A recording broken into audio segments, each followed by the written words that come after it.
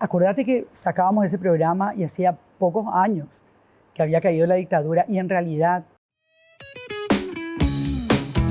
Mercedes Barrio Canal Peraza. Así es, así Acabo me de han enterar llamado. De tu segundo apellido, que tampoco no es No tan es muy conocido, no. Y aparte que es un apellido que no abunda en el Paraguay, ¿verdad? Es de Pero Barrio origen- Canal tampoco. Barrio Canal tampoco, no. Tenés Bueno, razón. Y cuando... Es un solo Barrio Canal que vino Sí. a comienzos, creo, no sé si fue a fines del siglo XIX o comienzos del siglo XX. Vino del País Vasco, de una ciudad que se llama Vitoria, que es la capital del País Vasco. Y vino a los 19 años, así con una mano atrás y otra adelante. Se enganchó aquí con otros españoles que ya habían llegado antes y se metió al interior y se instaló en Ihuicuí. Ahí nació mi abuelo y sus hermanos. Mi abuelo fue uno de los primeros que vino a Asunción y mi papá ya nació acá. Pero es Ya. un solo Barrio Canal, todos somos parientes. Siempre digo, si es Barrio Canal, es pariente, aunque por ahí no tengo idea de la cara Claro, que pues tiene. ahí no se conoce. No, no. Había uno que era DJ. ¿En serio? Sí. Ah, mira, me en mi estoy época. enterando. Fernando, si no me equivoco. Ah, pero espera, Fernando, el que después fue médico. Creo que Creo que Fer sí. era, sí, tenés razón. Fer o Javier, no me acuerdo cuál, creo que en algún Pero momento había incursionaron. uno- sí, había uno Pero que no era- como profesionales, por eso que me... Es que, yo cuando vos me era dijiste época DJ de pensé... colegio. Ah, Era época no, de colegio. En la claro. época de colegio, tipo para la fiesta. En tu época de colegio, Eh. todavía no eras la novia de Asunción. No, lejos estaba de eso. Todavía ¿y cómo eras? ¿Eras Yo era- fiestera? ¿Era qué? ¿Fiestera? Fiestera, no fui fiestera. O sea que yo era una nena muy tranquila. Nadie hubiera dicho que iba a terminar... En los 15 eso planchabas No, mucho. o sea, no. O sea, el término planchar. No, el miran- planchar nuestro. Claro. Miran con No, cara de no saben qué tenía es planchar. tenía cierto éxito. ¿Sí? Era muy flaquita, muy flaquita. Mira, tenía esta misma estatura y pesaba 45 kilos, así que hacete una idea. Pero era así, puro huesos, nada por aquí, algo más por allá, pero digamos que no pasaba desapercibida porque, a ver, siempre me gustó cantar, siempre... No es que buscaba llamar la atención, pero las cosas que hacía por ahí eran Pero era medio llamativas. popular, entonces. Claro, sí, era Entonces, bastante popular. Para explicarle a la Sí. gente que es planchar, planchar era irse a la fiesta y no bailar. Y que nadie te invitara, Claro. porque claro, en esa época, Eso era el Jorge, fracaso máximo. vos estabas así esperando que alguien apareciera y entonces vos no podías salir sola a bailar a una pista, qué sé yo, ¿Te era un acuerdas quemo del primero total. que bailaste? Con el primero que bailé, no me acuerdo, hace demasiado ¿O te tiempo. querés olvidar también? No, Porque también- suéltame pasado. Sí, porque también No, algunos- o sea que, mira, yo era del Colegio Las Teresas, entonces era como habitual que los chicos con los que salíamos o San nos José. encontrábamos en la fiesta fueran del San José. Y en general 3 años mayores que nosotras, ¿verdad? Entonces yo tenía 15 y los chicos tenían ya 18, 17 o por cumplir 18, ¿verdad? Pero entonces, qué sé yo, los cumpleaños de 15 no eran lo que son hoy, o sea, eran fiestas mucho más pequeñas, por ahí había, qué sé yo, alguna que otra millonaria que llegó a hacer la fiesta con aquellas bandas, aquellas orquestas, no eran bandas. ¿Y la tuya cómo fue? Yo no tuve, ¿No tuviste fiesta de no, 15? a mí no me gustaban las fiestas en ese sentido de... Y aparte, yo vengo de una familia, Jorge, mi mamá es uruguaya, muy austera, entonces el tema de las fiestas no era una cosa muy común en mi familia, ¿verdad? Somos 3 hermanas mujeres y ninguna de las 3 festejó su cumpleaños de 15. Y yo me acuerdo que la única opción que había era, hice una especie, un cóctel que se llamaba en aquella época, pero así con un vestidito floreado cualquiera en mi casa, invitando a mis amigas más cercanas y a los chicos con los que solíamos encontrarnos. Pero que si eran 25 personas era mucho. O sea, ese Claro. fue el nivel de mi fiesta No de había, 15. no era esa No. fiesta grande. No, porque yo además decidí, yo le dije a mamá y a papá que yo quería viajar y entonces me fui a Europa y me fui 45 días en una excursión que eran todas mujeres y un solo hombre. Bueno, pero fue un paseo que hasta el día de hoy recuerdo. Pero y Lindísimo. supongo que te habrá cambiado bastante lo que vos creías de la vida y del mundo. Totalmente. Calculá en esa época, Jorge, o sea, no teníamos contacto con el mundo, salvo si tenías la chance de viajar. Porque además la televisión era muy precaria, vivíamos en una dictadura, o sea, no había conexión con el mundo exterior, salvo que viajaras, ¿verdad? Ahí te sentiste parte del mundo. Me sentí parte del mundo. Porque viste que hay una particularidad que tenemos Sí. que nosotros siempre pensamos que este es el universo Sí. y estamos en un microcosmos en el que todo Total. lo que pasa cerca nuestro y creemos que todas las calles pasan frente a nuestra casa. Sí. Y de repente te das cuenta que había algo mucho más grande. ¿A vos te pasó eso? Me pasó eso. Calculá que fue, ponele que yo ya había viajado, pero aquí por la región. Porque mamá y papá nos habían llevado de vacaciones, qué sé yo, casi todos los años, desde que tuvimos, ponele que el primer viaje que hice con mamá y papá fue a Camboriú, me acuerdo, a los 9 años, 8 o 9 años. Pero después íbamos de manera casi consecutiva todos los años Estaban a todos algún lado. paraguayos. O al Brasil o al Uruguay eran nuestros destinos seguros de vacaciones. Pero era la primera vez que yo me iba con mi hermana mayor, las dos solas, ¿verdad? Había cierta independencia, por más que estábamos en un grupo y todas eran mujeres mucho más grandes que nosotras. Era un grupito, ponele de 6 chicas que habíamos tenido más o menos la misma edad, 14, 15, 16, y después todas mujeres que tenían más de 30 y después señoras muy mayores, ¿verdad? Entonces había un control férreo ahí, pero de todas no se maneras... escape la criatura claro. tampoco. De todas maneras fue muy lindo y hasta el día de hoy pasaron demasiados años, pero tengo recuerdos así muy vívidos de lo que fue ese viaje. ¿Eras buena alumna? Muy buena alumna. ¿Terminaste el colegio bien? Terminé, en realidad el colegio lo terminé en Alvarín Romero. Acuérdate que yo me enloquezco, me enamoro perdidamente cuando empezaba el sexto curso, que en aquella época era sexto curso. Yo había sido elegida abanderada del colegio. Cuando termino el quinto curso me entregan la bandera del colegio. Entonces había como mucha expectativa porque era medalla de oro y todas esas historias de antes. Y bueno, y me pongo de novia con Víctor Pecci y me caso. Bueno, para poder casarme, mamá me puso una condición. Me dijo, ok, ¿querés casarte? Vas a terminar el colegio y te casás. Pero estaba la urgencia de que Víctor me decía, tenemos que salir ya de viaje. Entonces yo le dije a mamá, bueno, voy a terminar el colegio libre y me caso. Vos me pusiste la condición de que termine, no importa cómo. Entonces, después de haber hecho 13 años en el colegio teresiano, me recibí en el Salvarín Romero, como se le decía en aquella época. Así que bueno, al diablo las notas, la medalla de oro. Claro, pero fue mucho más importante obvio. hacer esa experiencia. Y después, inolvidable. Claro, pero después de eso, ¿tu carrera cuánto tarda en aparecer? En aparecer. Y poco tiempo en realidad, porque vos fíjate, yo estuve nada más que 2 años casada. Tenía 17 cuando me casé, era una nena, y me separé cuando tenía 19 años. A los 19 años me separo y digo, bueno, ¿qué hago con mi vida? Entonces a los 20 decido entrar a la universidad. Yo de hecho había quedado ahí con algo, porque antes de conocer a esta persona yo venía con la idea de hacer ingeniería civil, ¿te imaginas? Pues mi mamá es ingeniera, entonces seguir sus pasos. Y había empezado a averiguar de algún cursillo para empezar a prepararme. Después viene lo del casamiento, obviamente eso queda ahí a la deriva. Y entonces digo, pero quiero volver a estudiar. Entonces me meto a la Universidad Católica, hago el curso probatorio de ingreso y como hago un buen puntaje, viste ese despiste total, no sabía ni qué quería, Jorge, pero sabía que quería estar en ese mundo de la academia. Entonces digo, bueno, y la gente ahí me convenció, me dice, ¿por qué ya que hiciste un buen puntaje, entra a contables? Y bueno, me voy a contables. A los 15 días me aburría soberanamente en contables y que esto no es lo mío. Entonces hablé, me acuerdo, con el director del curso probatorio de ingreso y me dice, Menchi, ¿qué te gustaría hacer? Le digo, mira, yo quiero hacer sociología, pero la carrera estaba cerrada, había sido cerrada por la dictadura. Y entonces me dice, bueno, ¿sabes qué? ¿Por qué no vas a filosofía? Porque cuando termines este semestre y tengas que ingresar el próximo año, puedes hacer psicología. Porque para cuando vos termines el 4º año, seguramente se va a implementar el área de psicología social, que de alguna manera, bueno, hay ahí como alguna cosa parecida. Y haces eso. Dale, le dije, y seguí psicología. Yo hice psicología 4 años en la Católica. ¿Pero comenzaste con filosofía? Empecé con filosofía, pero bueno, eso era necesario. Claro. Yo tenía que hacer filosofía para después recién optar o por medios modernos de comunicación que se llamaban en aquel entonces, o por psicología, o por derecho, Magisterio también creo que había. Creo que era también magisterio, ¿verdad? Para enseñar. Pero eso nunca estuvo en mí. Bueno, y entonces ahí empecé a hacer psicología. Cuando termino el cuarto año, nunca se implementó el área de psicología social. La verdad que las otras áreas no me interesaban mucho. Pero además, paralelamente, yo arranco en la universidad en el 81 y en el 82 empiezo a hacer televisión.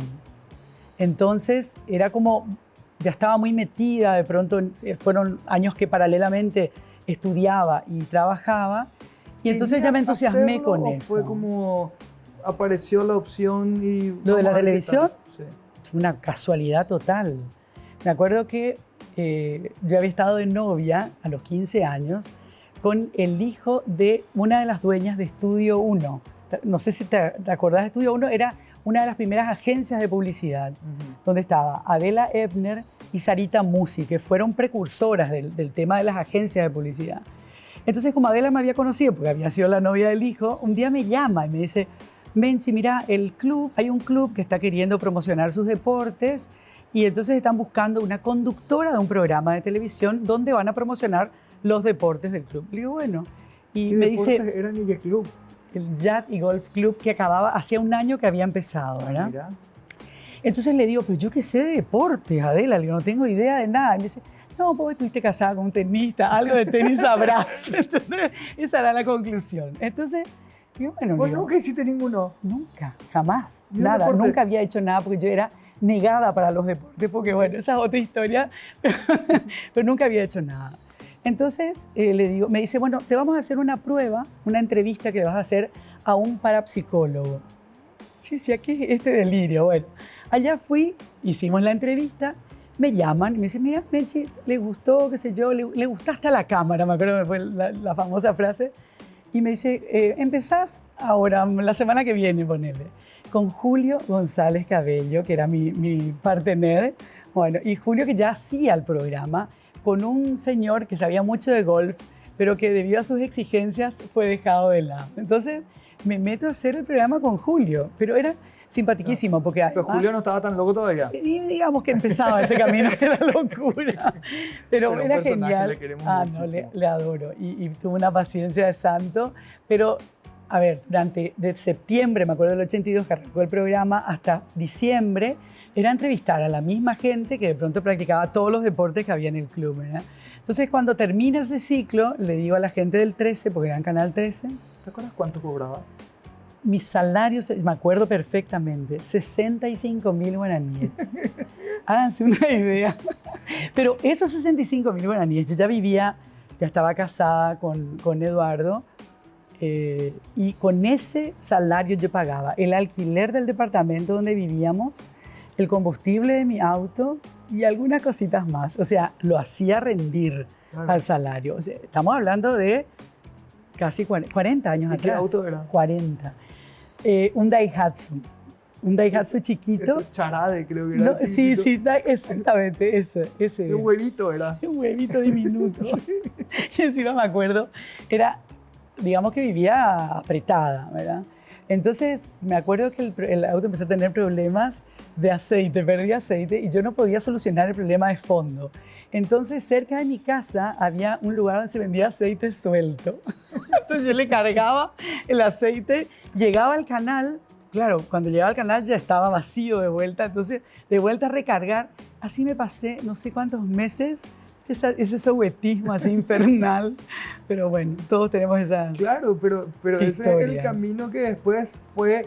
¿Cuándo vos sentiste que tuviste ya así como, no sé si éxito, reconocimiento o por lo menos la tranquilidad de decir ya no tengo más que cargar el aceite El aceite suelto? todos los días. Y no fue tan fácil, Jorge, porque bueno, estamos hablando de otras épocas de la televisión, si bien después fue mejorando mi salario, obviamente, pero digamos que habían otras circunstancias que hacían que fuera muy pesado, ¿verdad? Todo, y yo tenía que sostener prácticamente sola el hogar, ya estaban las dos nenas, entonces se volvía un poquito complicado llevar adelante la familia y bueno, y tener que trabajaba 14 horas por día, pero creo que yo empiezo... ¿Solo en televisión? Solo en televisión, hasta el año 85 que empiezo a hacer radio.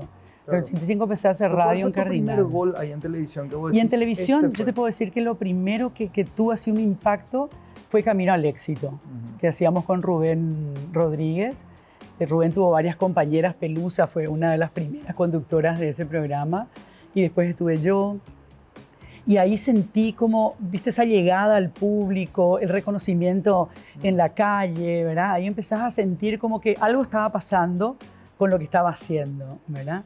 Pero recién te puedo decir que después del derrocamiento de la dictadura, en el 89, cuando yo hago el programa con Nico Repetto, Marca el 13, ¿te acordás? Que fue un éxito brutal, que paralizábamos las siestas. Ahí fue el primer así, golpe fuerte de fama, de reconocimiento, de mejora económica también, ¿verdad? Y ahí empiezo a hacer como una carrera más sólida y de un crecimiento, más estable, ¿verdad? Paralelamente yo seguía cantando también, pero eso de a poquito fui dejando porque obviamente no me permitía la actividad en la televisión y en la radio, más las nenas, más toda la actividad que había extra medios. Me hacía muy difícil continuar con el canto de manera profesional, ¿verdad? Entonces lo fui dejando de lado y después ya empieza la parte después de Marca el 13 en el 89. Paralelamente hizo otras cosas, seguía haciendo los noticieros hasta que se da la posibilidad de hacer El Ojo, que fue el programa de investigación, y ahí sí toma otro rumbo, digamos, la carrera. Pero ahí también es como que vos decidís de alguna forma comprometerte mucho más con algo que no sé si tendrá que ver, me voy a aventurar a dejar un legado más allá de todo lo que fue entretenimiento, un poco más de compromiso, porque también todos los que veníamos o habíamos vivido algo de la dictadura sentíamos que teníamos un poco esa misión. Sí, sí. Yo calculo que sí, y las cosas se dieron de una determinada manera también, Jorge. Paralelamente a la televisión, durante esos primeros años y en plena dictadura, obviamente yo fui encontrando como otras herramientas donde poder expresarme, ¿verdad? Yo recién cuando ingreso a la universidad me doy cuenta del país donde estábamos viviendo, ¿verdad? Porque si bien mi familia era una familia de alguna manera, digamos, contraria al régimen, pero nunca habían tenido una participación activa, ¿verdad? De lucha, de movilización. Mi papá toda la vida mandó al diablo a Stroessner, sus secuaces y su corrupción, ¿verdad? Pero se quedaba ahí, digamos, no nos animaban a esa cosa más frontal. Entonces, de a poco y a través de la música, por eso yo a la música le debo mucho también, Jorge, porque la música, la universidad y la radio FM, a mí me contratan para un programa de música en inglés porque les gustaba mi pronunciación y yo termino haciendo música latinoamericana de protesta, o sea, nada que ver con lo que me habían pedido de inicio. Pero esas tres cosas combinadas como que me muestran un país doliente, un país que no tenía nada que ver con lo que yo contaba en la televisión. La televisión se reducía a lo que era la actividad del tiranosaurio y punto, ¿verdad? Y alguna otra cosita más suelta, pero nunca se mostraba. El dolor paraguayo no estaba reflejado en los medios de comunicación, ¿verdad? Sobre todo en los medios que eran afines a la dictadura. Que eran los que había. Que eran los que había, ¿verdad? Los únicos dos canales, o sea, hablando de televisión propiamente. Claro. Obviamente hay diarios y radios, todos sabemos cuáles, que sí tenían una postura de lucha y de enfrentamiento. Entonces, estas herramientas a mí me sirven para adentrarme en ese país y entender las cosas, entender cómo eran las cosas. Y obviamente con la música en los escenarios, cantando canciones de protesta, se enciende un poco esa mecha de protestar, de no conformarme con lo que estaba pasando y de alguna manera de compartir con una buena parte de la sociedad eso que bueno, veníamos arrastrando desde hacía tanto tiempo y que tenía que tener un final, decíamos, en poco tiempo más. Y de hecho, yo arranco en el 82 a cantar y en el 89 llega el final de la dictadura. O sea, lo mío fue muy breve, digamos, el tiempo que yo tuve esa posibilidad de manifestarme a través de la música y de algunas otras cuestiones que se permitían en ese momento. En la radio, en varias oportunidades fueron y me requisaron los discos, me cancelaban el programa, me suspendían, porque eran unas cosas muy, muy locas si te pones a pensar. Entonces, eso de alguna manera construye un poco esa personalidad más frontal, más de ataque, más de lucha. Y después se da la posibilidad de hacer El Ojo. El Ojo, que en un comienzo en realidad arranca como un programa de denuncias, pero más generales, ¿verdad? Más los grandes temas. Cuando vos hablas de la corrupción, obviamente es bastante más sencillo porque no estás... A ver, de todas maneras es complicado, pero menos complicado que si empezás a poner nombres y apellidos, ¿verdad? Que fue lo que hicimos posteriormente, ¿verdad? En el primer ciclo del ojo, la cosa era un poco más generalizada y después dijimos, bueno, o lo hacemos de esta manera o no seguimos haciéndolo. Y ahí es que Augusto Barreto ingresa al ojo y que empezamos a hacer aquellos temas que fueron obviamente tan fuertes, ¿verdad? Pero que de alguna manera, y a mí me pasó, te cuento, una experiencia en particular, que yo recuerdo cuando Augusto empieza a trabajar con nosotros, viene y me plantea lo de Parquecue y me dice, mira, men, el piloto Amado Recalde solamente va a brindar su testimonio si hablas vos con él. Él no quiere hablar con nadie más, solo contigo, solo a vos te va a dar esa entrevista. Y me acuerdo que nos fuimos de vacaciones con toda mi familia. Y entonces era así, les torturé, esos 15 días de vacaciones fueron los peores de nuestras vidas, porque era así, le decía, Oscar, ¿hago o no hago? Y me decía, ahora, lo que vos decías, hacemos, yo te acompaño. Ok, tengo que hacerlo porque yo sentía como que era ineludible la cuestión, ¿verdad? Y después pasaban 2 días y me empezaban a surgir de vuelta todos los miedos, entonces decía, no, le voy a llamar a Augusto y le voy a decir que no, que vea otra cosa. Fue un momento de incertidumbre, de indecisiones, hasta que finalmente dije, vamos, ¿verdad? Y bueno, y ahí me lancé. ¿Pasaron esos miedos o los tenés guardados? Están ahí guardaditos, bajo 7 candados. Yo creo que los miedos nunca desaparecen, Jorge, ¿verdad? Y sobre todo, mira, a mí me pasó que después de varios ciclos del ojo, con Augusto terminábamos siempre cada año citados por algún juez que lo único que buscaba era saber nuestra fuente de información. No le interesaba indagar sobre lo que ya de alguna manera mostrábamos como evidencias en el programa. Y entonces dijimos, me acuerdo que fuimos incluso a hablar con el gerente de la Globo en Río de Janeiro. Hacían en aquel momento, siguen haciendo Globo Reporter, pero en aquel entonces Caco Barcelos se llamaba el conductor del programa. Y el hombre, me acuerdo que nos entrevistamos con él y con el gerente de noticias, y lo primero que nos preguntaron fue, ¿con qué equipo jurídico cuentan? Miramos así con Augusto diciendo, ¿qué? ¿De qué me estás hablando? Nosotros televisión nomás hacemos, televisión nomás hacemos. Teníamos una abogada que perdía todos los casos, entre paréntesis, era bueno. Y ahí dijimos, y ahí nos dijo él, una cosa es hacer investigación, un programa de investigación, y otra cosa es meterse a la cueva del lobo absolutamente desarmado. Que era un poco lo que estábamos haciendo nosotros, porque al no tener todo un esquema, Caco Barcelos había presentado un libro con 4.000 casos de corrupción en la policía de Río de Janeiro. ¿Sabes qué hizo la Globo? Lo llevó a Caco Barcelos y a toda su familia 6 meses a Nueva York. Hasta tanto se disipara el mal humor de los popes, ¿verdad? O sea, vos tenés que tener un poco más de contención, o si no es como suicida. Pero ¿y cómo te acomodaste o no pudiste acomodarte? Y tuve que hacerlo. Porque después de mover, o sea... Lo que pasa es que fue complicado y te digo la verdad, me acuerdo cuando lanzamos lo de Parquecue, sí, el canal me mandó a Buenos Aires una semanita, y yo sentía un revólver acá en la nuca, ¿verdad? O sea, acordate que sacábamos ese programa y hacía pocos años que había caído la dictadura y en realidad todo estaba incólume, nada había cambiado. Hasta ayer, hasta ahora. Entonces, no es lo mismo. Entonces vos decís... Ni al secretario ni al presidente. Tal cual, ¿entendés? ¿Para qué nos vamos a joder? Es así. Y sobre todo una mentalidad, que es la que lamentablemente no cambia, ¿verdad? Entonces, era muy complicado hacerlo, pero bueno, ya estábamos ahí metidos y había que continuar. Y así seguimos hasta el 96 y ahí decidimos ya que era suficiente lo que se había logrado, ¿verdad? No todo lo que podíamos lograr, pero bastante, por lo menos para destapar algunos temas, por lo menos para sacarnos ese tabú de ciertos temas que no se habían tratado jamás en la televisión, ¿verdad? Entonces creo que desde ese lugar fue importante. Y mira, mi mamá siempre me decía, vos tuviste un muro de contención, de protección, que fue la gente. A vos ni el Poder Judicial, ni la empresa, la gente que con su cariño, con su respaldo, de alguna manera generó esa protección que creo que afortunadamente continúa hasta el día de hoy. Son otros los enemigos. Pero sigue siendo pero sigue siendo complicado. Pero sigue habiendo mucha gente que sabe que estamos del lado correcto de la historia. ¿Sí? Sí.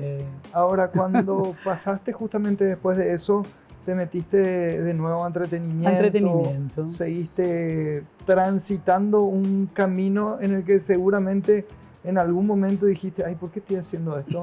Sí, varias veces me pregunté. Ay, pero sé que cuando estás en el baño, te estás bañando y gritas así, ¡ah! ¿Por qué te acordás de algo? Lo que pasa, sí, muchas veces. Suéltame pasado. Y hay un programa en particular que prefiero dejarlo allá en el fondo de la memoria, okay. Pero igual aparece de tanto en tanto, pero es parte de tu historia también. O sea, yo siempre digo, sí, puede que alguna cosa hasta te dé un poco de vergüenza o vuelva algún miedo, o diga, ¿pero qué estoy haciendo acá? Todo este tipo de expresiones, ¿verdad?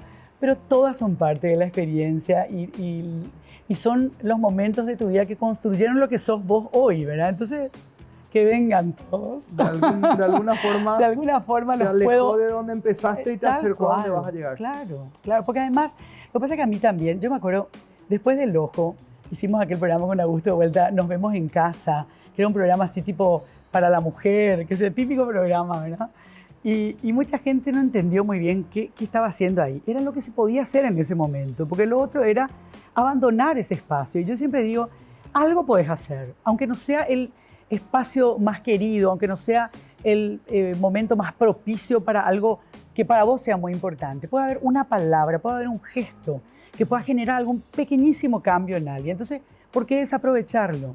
Y después me pasó, y me acuerdo que José Luis de Tone hizo un artículo después de mi primer programa de Menchi, cuando hacíamos Los Sueños, ya en Telefuturo, bajándome la caña mal. Y más o menos, o sea, era una desilusión, ¿verdad? Claro. Que Menchi hiciera un programa de entretenimiento. Y entonces me acuerdo que yo no le dije absolutamente nada, bueno, aparte de su opinión y la respeto, ¿verdad? Pero una vez me encontré con él, muchos años después. Le dije, Jorge, te voy a decir una sola cosa. José, permitite sentir.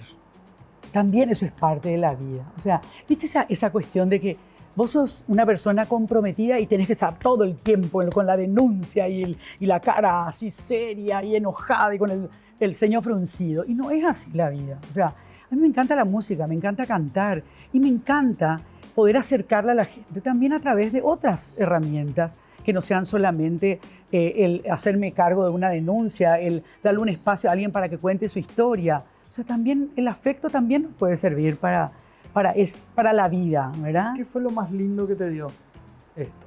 La televisión.